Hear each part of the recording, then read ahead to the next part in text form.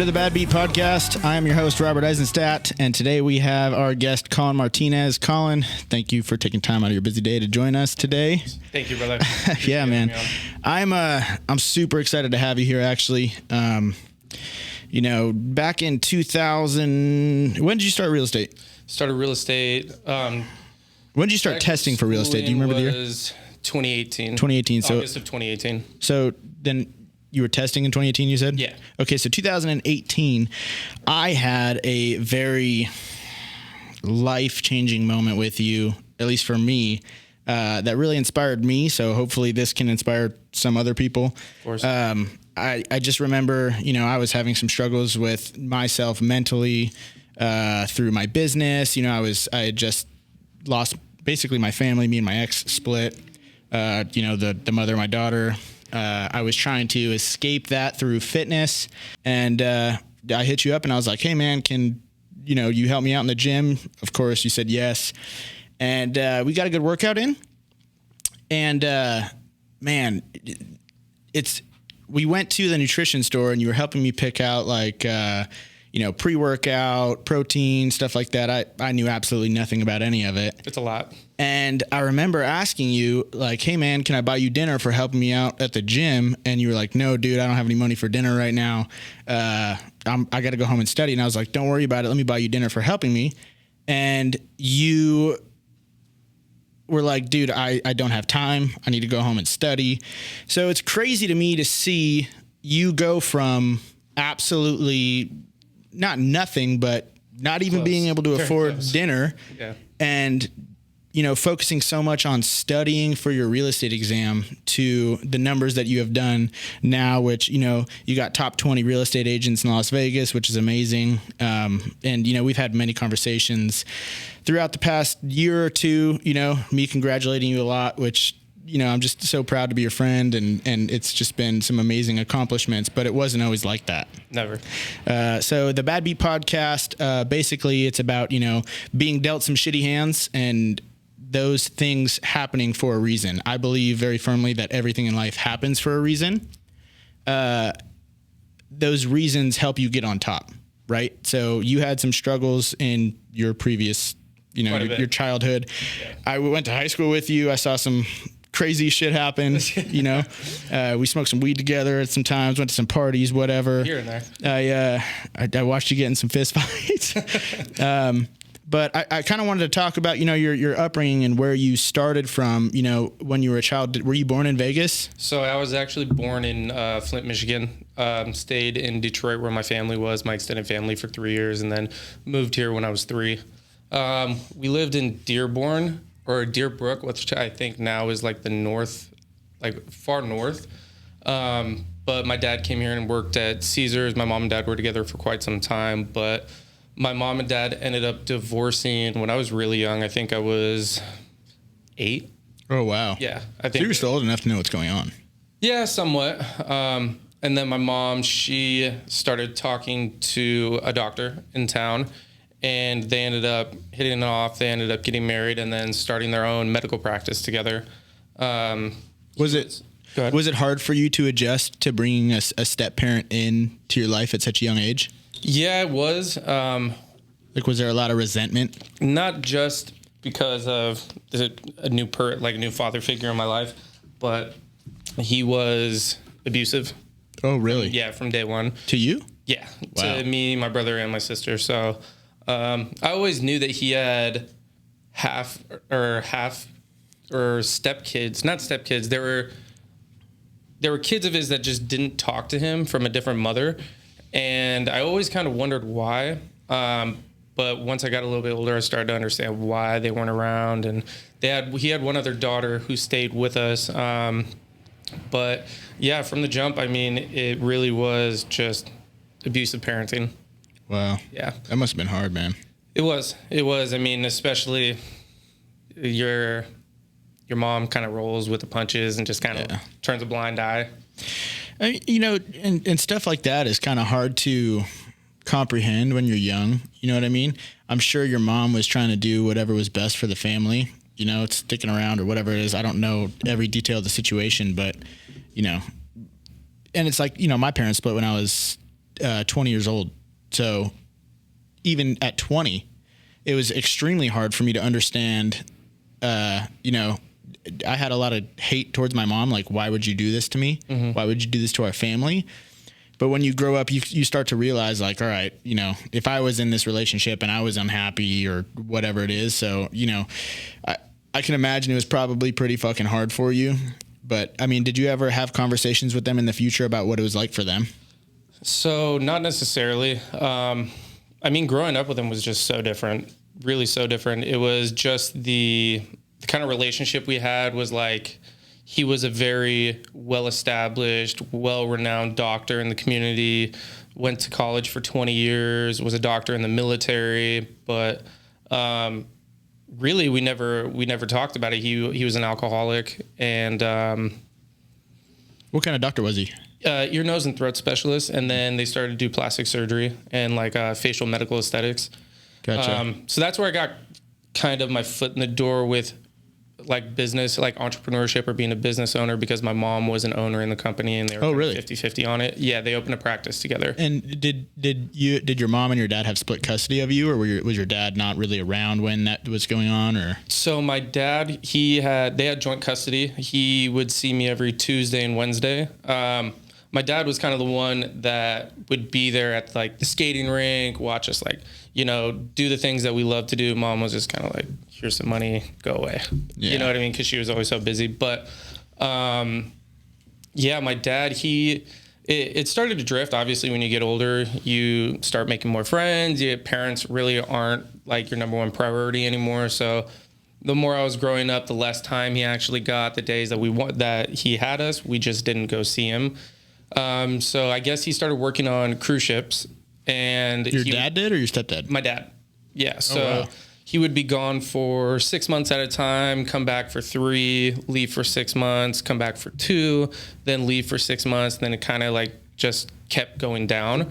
So at one point he saw that we were doing well. I mean, I think our family was taking in like $150K a month. $150K a month? Gladys Knights was one of our neighbors. We lived in the second gated community of Grand Legacy. Oh, yeah. Yeah. So I think we went to elementary school with. Did you go to Bartlett? No, I went to Nate Mack and Kesterson. I went to elementary school with her grandson. Grandson or granddaughter? Yeah, Newman or something. Yeah. Anyway, I think the last name was Newman. But yeah, then. So you were living good. Yeah. We were living great. I mean, going to Costa Rica every single year, my mom used to punish me if I got in trouble or grounded. I had to go travel with her and go to different states. That was your punishment? I hated being there. I hated being there. But you don't know when you're young. I mean, when you're young, you're just like... You wanted to be at home with your friends. I want to be at home with my friends. Yeah. That was like my number one thing. That was like my escape away from my home life. And then going with her, I'm just still in my home life. So, and I definitely had resentment towards her. But my dad ended up seeing an opportunity for him. I mean, we're not really seeing him. We're growing up. My mom, my stepdad, they're bringing in a lot of money, so we're financially set. So he made an executive decision to up and move to the Philippines. So my dad moved to the Philippines, I think when I was 13 or 14. Damn. Yeah. He was gone for a while. That hurt, seeing him leave. But I mean, throughout my entire life, I've had to always take myself out of like my own shoes and try to start living in somebody else's shoes, or at least see from why their they were perspective, doing it. Or why. Like, and that's what my stepdad made me do, really. Once my dad left, then my mom and stepdad got indicted by the federal government. One morning, every morning my mom would be up making breakfast, always smell coffee every single morning, walk downstairs, mom's not there. Grandpa was just there. My grandpa, what's going on? He's like, oh, SWAT came in and took your mom and Steve. I was like, what? So I was just beside myself. I didn't really know what to think. At your house? At my house. While you were sleeping? Had no idea. You had no idea. You just came down, your parents were gone. I think it was 7 a.m. What? Crazy. So then, okay, so we got to dig into this, obviously. Yeah. So you said you were 13? Yeah, I was 13 or 14 at the time. And this happened right after your dad moved to the Philippines? Right, like a year and a half after my dad did. Okay, so your dad moves to the Philippines when you're 13 years old. Within a year, both of your parents get detained by SWAT or FBI? Federal government, yeah. Holy shit. Yeah, for non-FDA approved Botox and mail fraud. Did you know any of that stuff was going on? No idea. When you're that young, I mean, you don't really know what's going on. So, So where'd you go? So they got out. So they were released on bail. I think they were fighting it for a year and a half or 2 years. At that point, I had ended up getting in trouble. I ended up going to Spring Mountain Youth Camp for I feel like I remember a year. Yeah, I went for a year. That's when I got in like really good physical shape. Obviously, I was sober. How long were they locked up for? They were gone for a total. Well, this was not including when they went in originally. So when they made the first arrest, they posted bail, and then they had that was a short amount of time. Yeah, so they have all their trials after that. Right. So what happened next is that I ended up getting in trouble. I got sent away to Spring Mountain Youth Camp at the top of Mount Charleston. I stayed there for a year, and then What did you get in trouble for? It's a long story.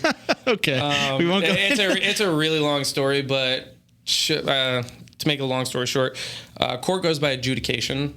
So, juvenile court does whatever pretty much the adult says happened.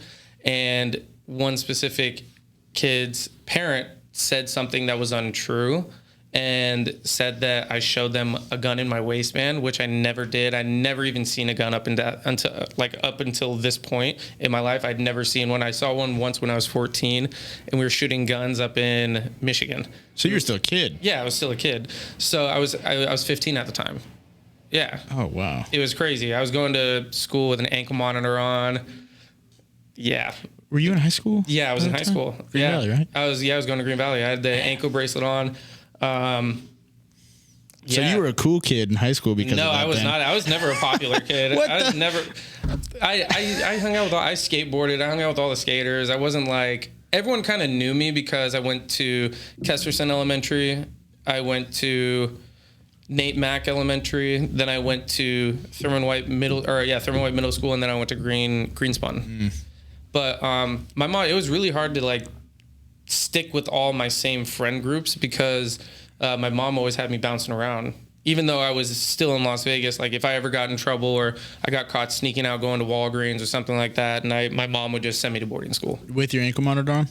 No, so this was actually before my ankle monitor. This was when I was, I think the summer of 7th going to 8th grade. I got sent to, or it was 6th going to 7th grade. I got, my mom sent me to Delphi Academy in, I think it's Sheridan, Oregon. It's a couple hours outside of Portland. I went there for 6 months, summer. She shipped you off? Yeah, shipped me off like this. Didn't even hesitate. So went there for 6 months, came back. Then I had my... Do you think that helped you? No.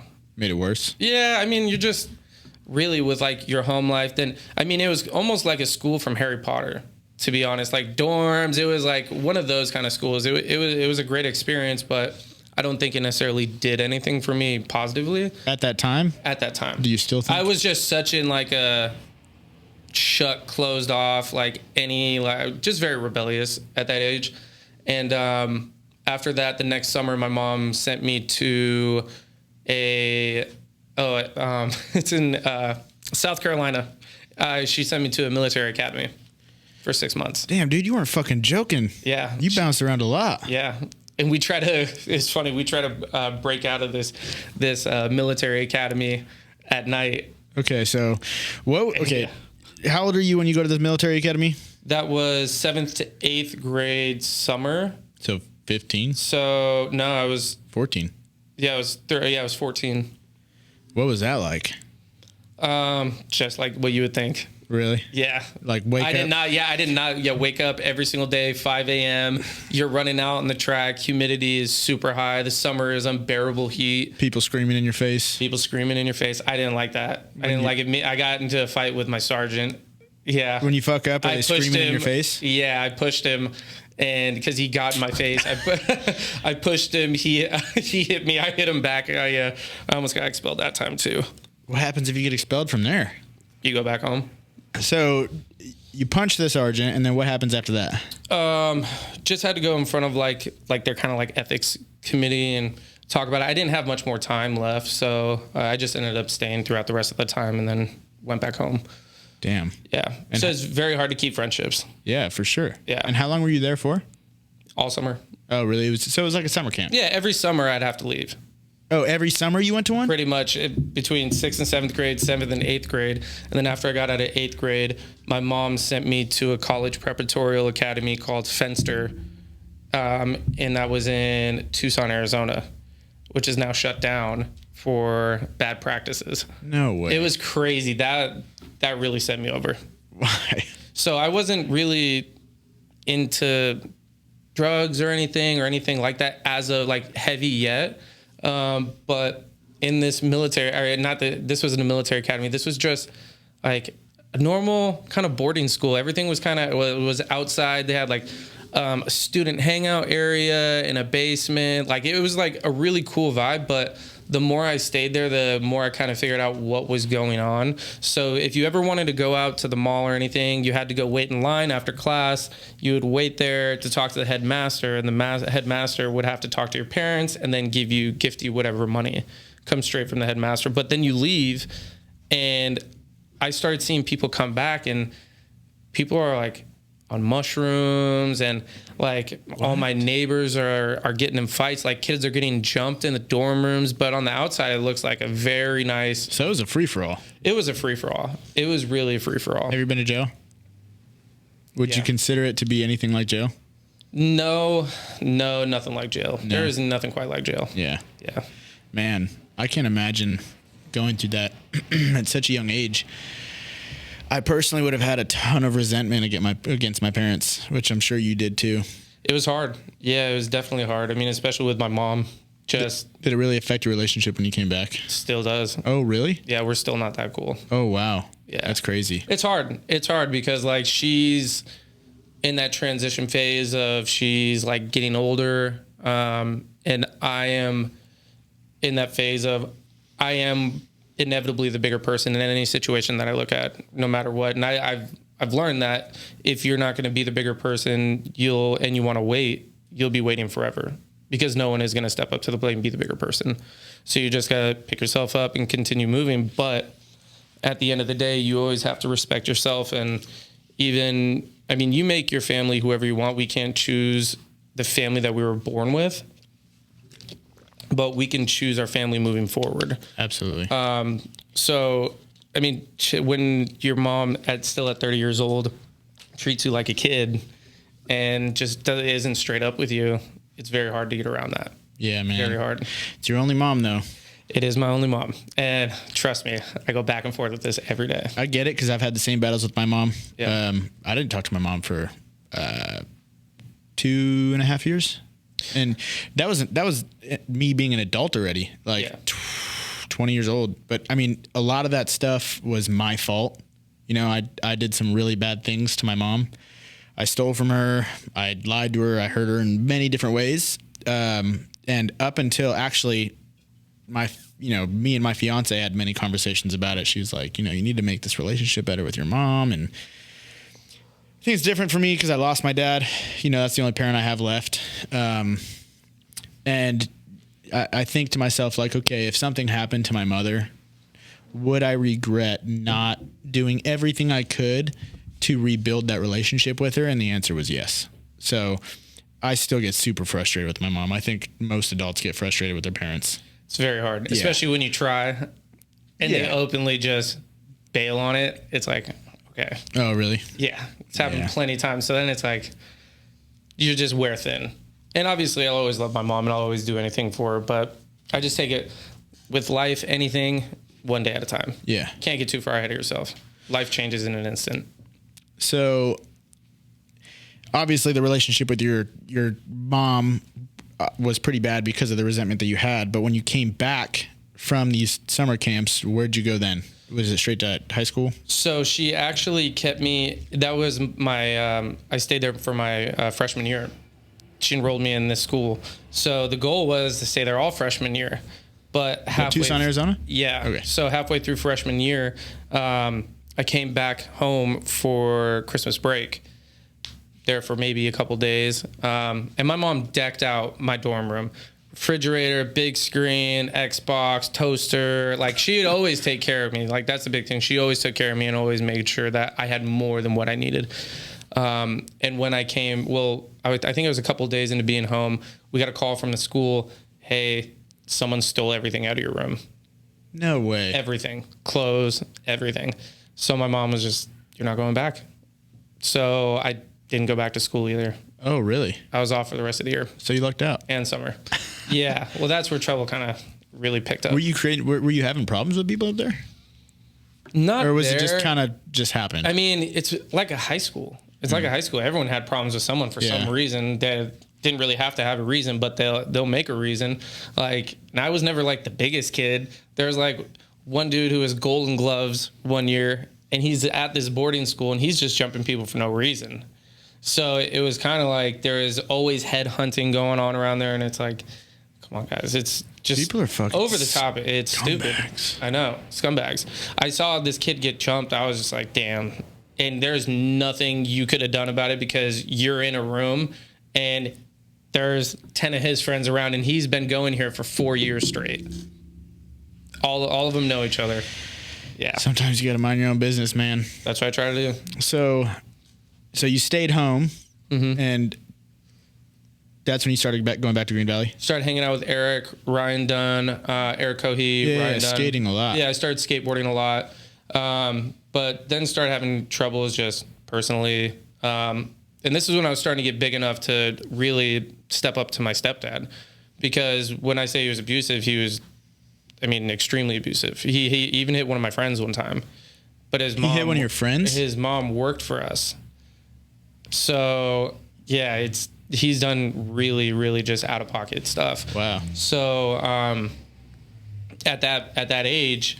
He tried to discipline me one time for not reading a chapter of my Harry Potter book, and I just wasn't having it. You hit him? He was a 6'3", maybe 325 pounds. Damn, he's a huge. big dude. Worked out every day, was in the military. Like, the dude was huge. But I had training when I was younger. So, it was just more of like my body couldn't catch up to him. So there's just one point we got in a fight at dinner, and he threw a whole thing of meatballs at me for no reason, but we get in this fight, and I had an ankle monitor on at this time because I was dealing with that case. And he literally walked away. He had black eyes that literally surrounded his whole face, lacerated the inside of his lip. His nose was completely broken. It was bad. Good. And after that, it was all out war at the house. It was all out war. It must have been fucking awkward. Yeah, it was bad after a while. So home really sucked. It was never somewhere where I wanted to be. It wasn't your safe place, man. It was never safe. No, if anything, it was like worse. I'd rather be out on the street than at home because I can't get away from him. You know what I mean? So then I ended up going away for a while to Spring Mountain, and then after that, came back, and then literally right when I came back, my mom ended up getting convicted, and she went to prison, federal prison in Minnesota. Holy shit. My stepdad ended up going to Victorville. So much closer. So I didn't see my mom for a while, but... How long was she locked up for? 3.5 years. Holy shit. Yeah. And how old are you at this time? I was just about to turn 17. So you're 16 years old, your mom goes to federal prison, your stepdad goes to federal prison, and your dad's living in the Philippines? Mm-hmm. Where'd you go? So my aunt was living here, my grandfather was living here too, but we were just too much. So me, my brother and sister all had savings accounts, roughly $40,000 to like $45,000 a piece. My mom ended up depleting all the accounts and left us with an apartment that wasn't paid for. So I ended up getting a job at Chuck E. Cheese as a full-time cook and going to school. At 16? Yeah. Damn. Didn't graduate. I ended up having to drop out the beginning of my senior year because I wanted to make sure that my little brother graduated, which he did. How old was your brother at the time? When it all happened, 13. Damn. He's 3 years younger than me. That'd be hard for him too. Yeah. Everyone's got their own set of issues. He's doing good now, though. Yeah, he's doing much better. Yeah, doing framing, much better now. No, right now he's commercial driving. Oh, Yeah. good for him. Yeah. He was doing carpentry for a while, right? He was doing something like that. He's been all over the place. Yeah. I'm trying to get him to Settle down. just stay in one place for a little while. All in due time. Yeah. Damn. So at 16 years old, you basically had to become the provider for your family. Yeah. And which really put a dent in mine and my brother's relationship. Yeah. Well, I mean, that had to be hard, dude. Especially, working at Chuck E. Cheese, trying to go to school. Yeah. Well, I couldn't even do it after a while. I was homeless. So my sister ended up leaving one day. She just mentioned to me lightly at breakfast, hey, I might go move with Will in California. I was like, oh, well, I mean, let me know. And then literally the next day she was gone. Really? That's how my sister is. Damn. So then it was just you and your brother. Yep, Are you just still me and staying my in the brother. apartment? No, we ended up staying there as long as we could until they evicted us. And then I was couch surfing for a while. Damn. Yeah. I always made sure that Brennan had a place to stay, but I used to stay on Gibson Elementary roof. Really? Eric used to bring me pillows and blankets. Wow. Yeah. I had no idea. Yeah. A lot. That's insane, dude. Yeah, I'd stay at my girlfriend at the time's house whenever I could. And, but that was a very rocky relationship. Could not get anything done there. So, I mean, you were kids, dude. Yeah, Plus, you were going through some hard shit. Yeah. And There's never sitting on love a lost. roof. Yeah, there's never love lost. I mean, it's like the biggest thing I got from that whole situation is my stepdad ended up writing me while he was in prison. And he wrote me like a 5-page letter explaining how sorry he was and if he could turn back time that he would do it all over again. And I mean, by the time I got that letter, I had already made amends with him. Didn't have to tell anybody. I know I made amends with him because I know through his punishment or his abusive actions, he was trying to teach me something that would help me in the long run throughout my entire life, not just hitting me to hit me. He did have a reason to teach me a lesson, but not the way he did. That's where I was talking about. You kind of have to take yourself out of your own shoes and really dissect someone to be able to come to terms with this, which it bothered me for years. But like, why would this guy went to college for 20 years, was in the military? Why would he do all this? I mean, I know I was hard to handle, but it's not like I was You ever get the a belt? killer or something, you know what I mean? So it was hard, but I ended up coming to terms with it. So I appreciated that he sent me that letter. My mom ended up getting out of prison when I was 20. Yeah, almost 21. And where were you?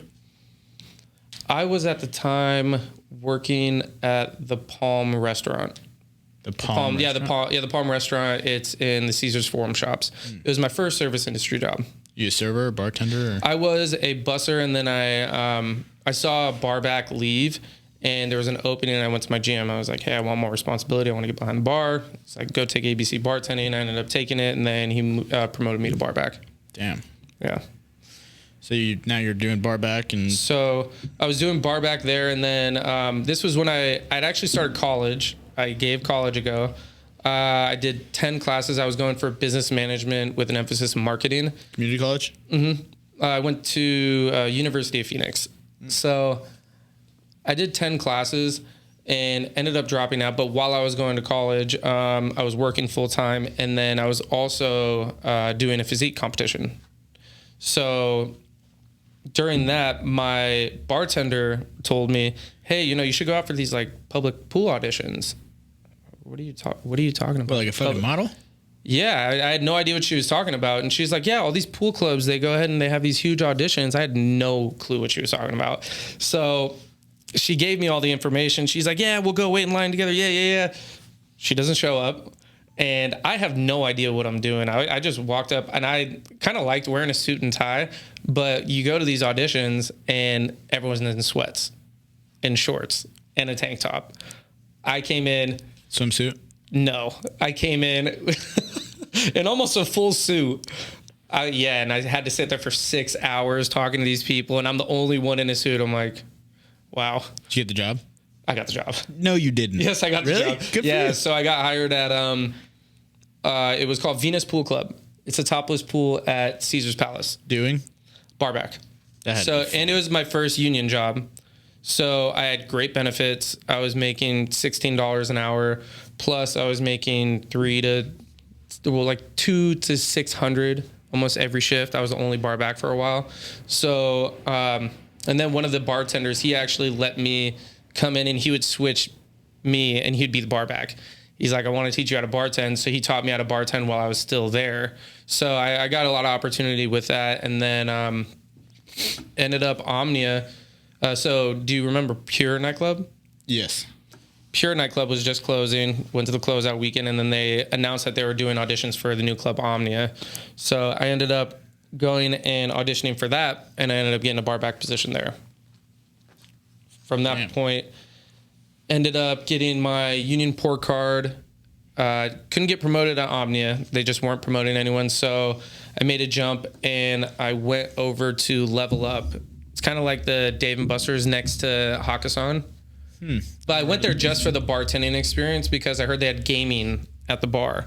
And that's where I wanted to get into. Gaming bartenders crush it here. Oh, yeah. Oh, they make insane money. Crazy. So I ended up going. I left a union job that I was number 5 in seniority. It took me 2 years to get there. And I ended up pulling. So do you know how they do it at union houses? So they take a bunch of popsicle sticks and they write your name on it for seniority based off of who gets the best shifts. And they put them all in a jar or in a hat and they blindly pull. And first one pulled, they get number 1 seniority, first pick at shifts. That's you? No. You got 5. I got 10. Oh. Out of literally, I got 10 out of 10. And then there were some MGM bartenders that actually complained and they got pushed into the top 2. So then I went even further down. So I went from working like 5 days a week to 4 to 2 to none. When I was working every single nightclub shift and I was getting every single banquet. And you're crushing it, huh? Crushing it. Damn. Crushing it. So that was a huge blow to my finances. Huge. Really? Yeah. I can imagine. So then what happened? So after that, I ended up getting an offer at Bear Pool Club. So this other girlfriend I had at the time, we went snowboarding, and second run of the second day, I ended up tearing my AC in my shoulder. And this was at 3 p.m. We're at Bryan Head. And on a Sunday, the next morning, I had orientation for my new job. Pull up in a sling. And the executive who pretty much ran all of Hakkasan Group saw me. He's the first person that hired me on my very first job. And he looks at my shoulder. You showed up in the suit? Yes. And he saw me in a sling. And he's like, I hope you don't need surgery. Oh, don't worry about it. I don't. 2 days later, I needed surgery. So luckily, they tried to let me go, but I had FMLA from how much I worked for the previous year. What is FMLA? FMLA, it's like a medical leave. So they can't fire you for your medical leave.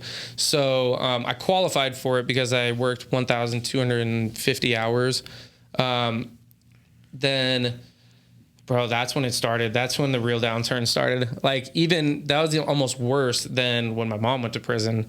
And not to rewind backwards, but my dad ended up coming back from the Philippines when I was 21. So the only communication we had was Facebook Messenger. Never spoke on the phone for 9 years. Holy shit. Yeah. So very different. Did he look a lot different when he came back? No, my dad's aged very well, surprisingly. Really? Yeah, he's aged very well. And so he ended up asking me for some help. And I had my first townhouse, 3-bedroom, all to myself.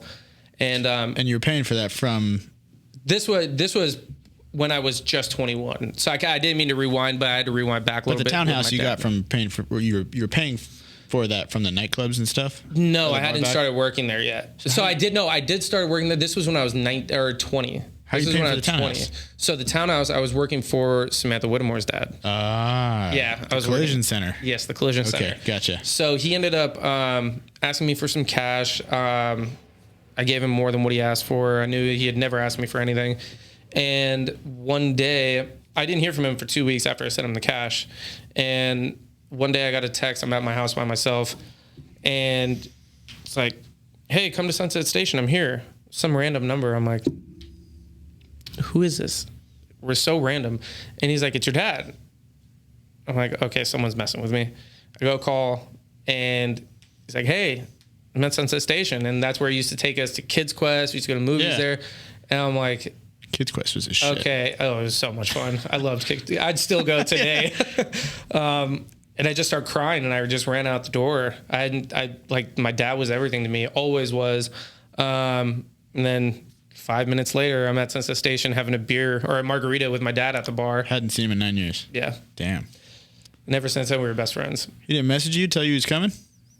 He messaged me when he got here. That was it. Maybe he was just trying to surprise you, man. Yeah. No, it was awesome. Honestly, it was a great experience. And, I mean, I try not to dig into too deep of why he didn't come back when my parents went to prison. Or, I mean, everyone does things because it was right for them in the moment. And I'm not here to point fingers at anyone. Everything happens for a reason, man. Yeah. I wouldn't be who I am today if it wasn't for me having to grow up so quickly. So I'm grateful for it. Dude, I thought I grew up quick. Damn. I grew up very quick. Damn. Yeah. So it's a lot. Jesus. It's a lot. So you were bar backing, and well, I was bartending at this time at Bear. You were bartending. Yeah. Bar backing, then bartending, and then how the fuck did you get into real estate? So after Bear, those 3 months I started climbing in debt because I couldn't work. Maxing out credit cards. Yeah, whatever I had to do. Never had a credit card. So I was really in over my head. And then after that, I got a bar manager position at the Mint Tavern. Well, I started bartending at first, but he knew in the first month he was like starting to try to build this bar, and he knew I could do it. We were both from similar backgrounds. He used to work in the nightclub. And I pretty much helped him build the bar from the ground up. I got hired as a bar manager Monday through Friday, had the best shifts. But one of my regulars ended up telling me, hey, you know, I used to sell real estate. You'd be great at real estate. And started thinking about it. I'm like, I don't know. I've never really been in like a sales job. So I started thinking about it. And I was like, okay, so I'll do something different. I'll try timeshare. Selling timeshares? Yeah. Have you ever sat through one of those? Not on the sales end? No, I haven't. No, I never have. They're fucking pushy, man. Oh yeah, I would never do timeshare. So you were the pushy guy, like, hey. No, I was in-house. So there's in-house, and then there's like that front there. They call it like the front room where they don't own already. In-house, they only deal with people who own already and trying to upgrade them. So she's pretty much like my sister. She used to live with us. My mom hired her as a personal assistant when we were younger and put her in our house, gave her a room, bought her a car. So she's literally like my sister. And she told me that she was the director of in-house sales. So she's like, it's way better than being in the front room. Come work for me. So I did it for 2 months. I made 2 sales. And then I'm like, okay, I got to wipe my hands of this. So then I started. Was it commission? Only commission. Yeah. Yeah. So then that's when I started. How long did it take you to make those 2 sales? A long time. I'm not the quickest learner. I need to see it over and over. But once I get it, I'm like a train rolling downhill. Like I just need to see it a couple times. But I couldn't do that anymore. I just could not. And then once I got done with timeshare, I remember I wrote it on I had these mirrors that went all across my closet, and I wrote the date of like the day I'm going to change everything. So it was August 24th, 2018. And that's when I started my real estate school. I ended up getting licensed October 31st of 2018. Got put into a team that didn't really fit me. They said they just didn't hold up their end of what they were supposed to do. So they kind of fed me a bunch of stuff, but it's neither here nor there. It all ended up good. But the first year I struggled hard. It was, I don't think I made my first sale for 5 months. Damn. Yeah, it was tough. It was very tough. And I had already run out of all the funds that I'd already saved up from being the bar manager because I was making great money. I was making salary plus I had all my tips. So when did you make your first sale? That And was, how did that sale find you, or how did you find that sale? it was actually my friend, Danielle Ross. I don't think she minds. We can cut that out, right? No, her name. So she actually worked with me at Omnia. She was a bartender. We'd always been super cool. We were very close. I was a barback. She was a bartender. So found the house that worked for her, and she ended up staying in the house, and she's still in the house today. So Awesome. Cool. Yeah. How many houses have you sold since then? Do you have a number? 26, 28, 7. So I've sold like 60 something houses. Damn, good for you. So the first year I sold 2, made a brokerage change. So my title agent, she had a partnership with my first team that I was on, and I would come in and she would always see me like working all the time. I'd always pop into her office and she's like, Collin, don't worry. And she knew I was like struggling because of the team I was on. I didn't have the proper guidance. And she's like, don't worry about it. You know, everything's going to happen for a reason. And then one day she was like, you know, I know this broker, and I think you fit everything like they embody. And I was the guy at Signature Real Estate Group. No one ever shows up there. And if they show up to the meeting, they're kind of in shorts. It's very chill there. Shirts, very chill, very laid back. But I was the only guy in a suit, so I stuck out like a sore thumb. It's not a bad thing. No, it's not a bad thing. I always liked wearing suits. I always saw myself wearing suits. I didn't know what I was going to be doing when I was younger, but I knew that was going to be it. And she ended up telling me it's Huntington and Ellis. And at the time, I had followed John Sullivan. The guy's an absolute machine. Sells 140. I think he sold 141 deals last year. I think he did 130 something the year before that. The guy's just a monster. So I knew that they weren't just going to let some new agent just go ahead and hop in. Right. So I told her, I was like, it's okay. I appreciate it, but I'll pass on it. And she ended up calling me later that night, and she's like, I gave Craig your information. Give him a call. He's waiting for you to call him. I'm like, super cool dude, by the way. I mean, I just met him a couple weeks ago at that Ford event. Craig is the man. Yeah. And I'm telling you, if there is any amazing human being, that guy is just top notch. He helped change your life. Absolutely. Yeah. So usually when you go to Huntington and Ellis, you don't get a first meet with Craig. Usually you have to apply. They'll call you. They're more of like, so real estate outside of Huntington and Ellis, you can go in and just work for their brokerage just as long as you pay your fee. So you can hang your license there. So there's no real interview process. You could just go to any brokerage. Really? Pretty much any brokerage. You can just go join. Wow. Just as long as you pay your $100 a month fee. That's all they care about. They're just getting the money. But with Craig, it's Is that $150 a month? $100 a month. $100. Yeah, everyone's going to be different. Yeah, every brokerage is going to be different. But the one I was at was $100 a month. So with Craig, with Huntington and Ellis, you usually have to go through 2 or 3 interviews to be able to talk to Craig. He ended up interviewing me my first interview. He just starts talking to me. He's like, you can't have another job. We have sales quota here as well. And I think that's one of the parts where they look for, like, what's their next move? What are they going to say after I give them a quota?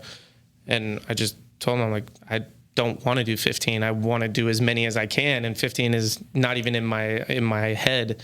So he ended up offering me a position. I moved over and I brought one of my listings with me. And this was the end of 2019. I had one more sale that year. And then once 2020 started, I was off to a really good start. I had someone who I had previously known.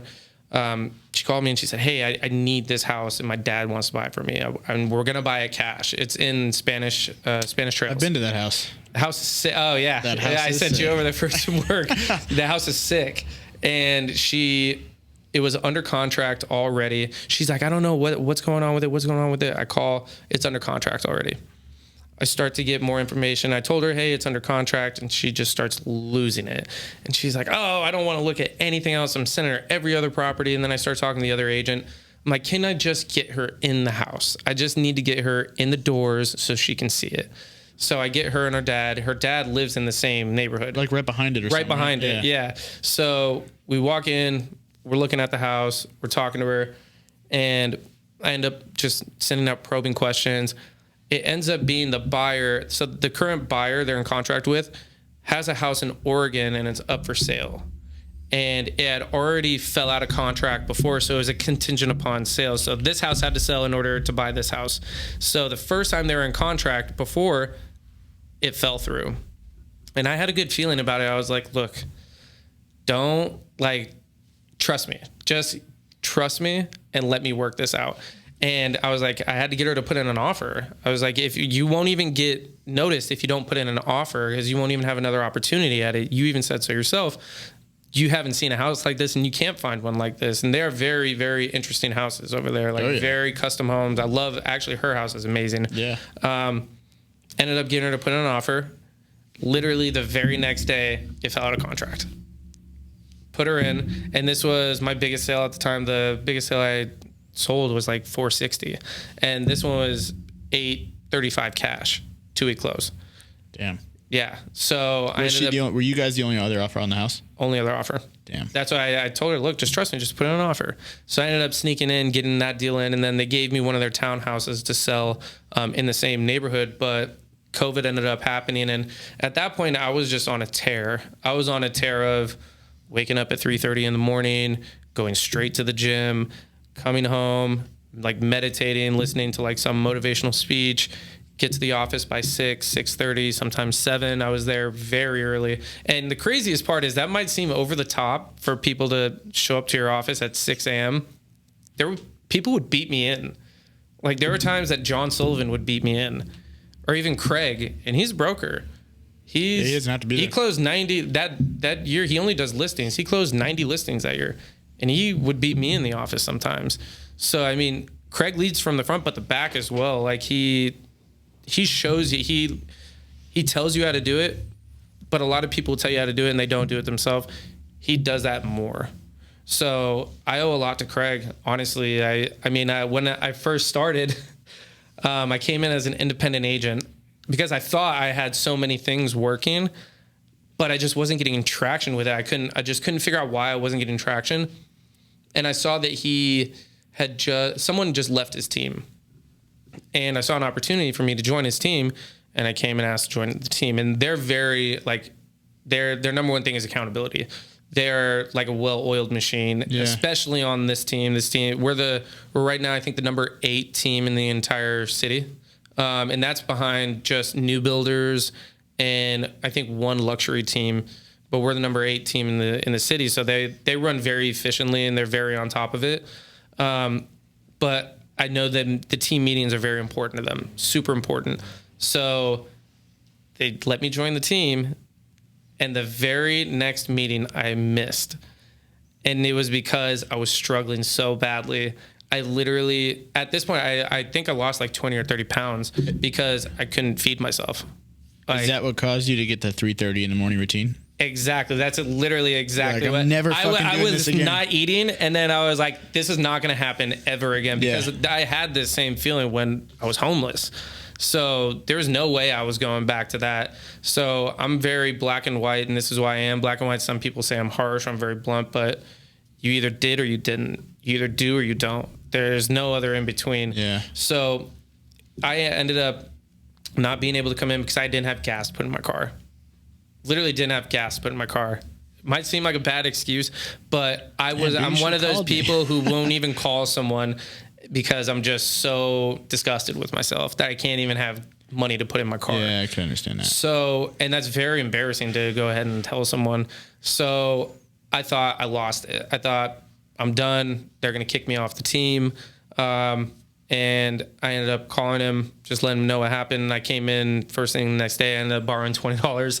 And I went in his office, and I knew I just thought I lost it. So I walked in, and I'm like, look, I just told Craig very straight up, I want to be here more than I can tell you. I want to be here every day. If I could be here all day, every day, I would. And I know the opportunity I have, but I can't physically be here if I don't have the financial being. And like, low-key, I started to cry. I'm just like, I'm trying and I'm doing everything that I can, but it's just still not working. It fucking tears you down, dude. Bro, you have no idea. I do. Yeah, I do know you do. Dude, I was working 22 hours a day, 21 hours a day, doing everything I can, and I couldn't even pay my rent, dude. I just had my baby, just opened a new business. I mean, I had to ask my ex's dad to borrow money to pay rent, dude. And it's like quicksand. It's a man, dude. That shit just tears you apart. I mean, what can you say? I mean, and just like that, like what Paddy Pimblett. Do you know Paddy the Batty from UFC? He just won one of his most recent matches, and before he went on to fight his match, he got news that one of his childhood best friends had just committed suicide because he was going through things and just felt like he couldn't talk to anyone. And I learned through all of this other stuff that I went through in my life that that's why I used to get in a lot of fights when I was younger, is because I'd blow up. Like, I'd just black out with anger because I didn't talk to anyone. I just try to be a man and like not talk about it. But talking is being a man. Yeah. Fuck that shit. It is. No, it is. But when you're younger, you don't think that. You got to be rock solid. You got to be, the hardest of the hard. And that's what it really taught me too, is that you just got to be able to put your confidence in someone and really put yourself out there. I mean, it's okay to cry. Fuck yeah. It's okay. That's how I think that's more man than not, So I went to Craig's office and I just had a good cry, and I just told him, hey, I can't tell you how much sorry I am and I want to be here. And he's like, okay. He's like, just when you leave, he's like, don't worry. We'll get you through this. I know he had full confidence in me. He knew that I was going to do well. And he's like, just stop at the office or the front desk before you leave. He had a check for $1,000 waiting for me. And that was it. Damn. That was it. After that, it was like, I wasn't stopping. That year I ended up selling 28 homes. Good for you, man. And good for him. Yeah. Sounds like an amazing guy. Oh, bro, he's such a stud. It's hard to find people like that to be in your life. Yeah. It took me a long time to find people like that in my life. I got like 2 people I can count on no matter what. And people fall on hard times. That's just all the time. Reality. You know what I mean? Shit happens. Yeah. Emergencies happen. Fucking cars break down. I don't know what the average, savings account is in America. It's not very high. $4,000 or something like that, Yeah. It's crazy. Dude, $4,000 isn't a lot of money. No. That shit will go quick if anything happens. So, to have people in your corner that care about you and that want to see you succeed. I've always wanted to see you succeed. It's important, dude. So I'm really happy for you that you found, a home that cares about you, wants you to move forward. And I've seen you do amazing things, dude. So I appreciate that shit is just absolutely insane. I'm proud of you. Thank you. I'm happy to be able to call you my friend. Same here. Like, look at this. Dude's getting front covers on magazines. Absolutely insane. So just grateful for the opportunities. Yeah, dude. Well, you've had a lot of them, and I think you're going to kill in the future.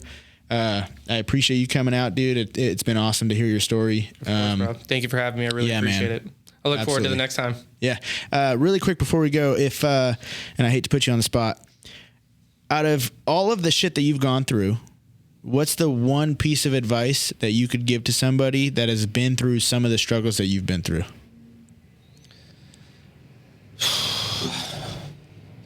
Being homeless, not having money, losing your family, whatever it is. Take it one day at a time. I tell all my friends, anyone who's going through something, just take it one day at a time, because life literally changes. It can change the next day. As weird as it sounds, as like cliche as it sounds, your life can change the next day. And you may not even know it, but just one little baby step in the right direction is better than no steps. So literally all you can do is just control what you can control and take it one day at a time. Absolutely. I agree. Actually, I want to touch base on one thing. Have you heard Ed Milet talk about the piñata? No. You haven't heard that? No. So, and I think it's Ed Milet. He talks about a piñata, the piñata effect. Have you ever been to like a birthday party, kid's birthday party, and kids are sitting there slamming a piñata, and all these kids go up and keep hitting it, and then the one kid comes up and hits it, and it breaks open, and everybody starts celebrating, running and grabbing the candy, right? Mm-hmm. How did that piñata break open? Was it the one kid that went up that one time? Or was the compounding effect of the kids continuing to beat that piñata until eventually that one kid just came up and hit it in the right spot or hit it hard enough and hit Compound. it? So day by day, dude. Day by day. That's all. And any of my friends, you can call them right now and tell them. I just tell them one day at a time. Yeah, man. That's all it takes. Awesome. Well, I appreciate you for coming out. Of course, Thank you guys for watching. Make sure you like and subscribe. Cheers, brother. Cheers, brother. Thank you so much for having me. Yeah, bro. I appreciate it.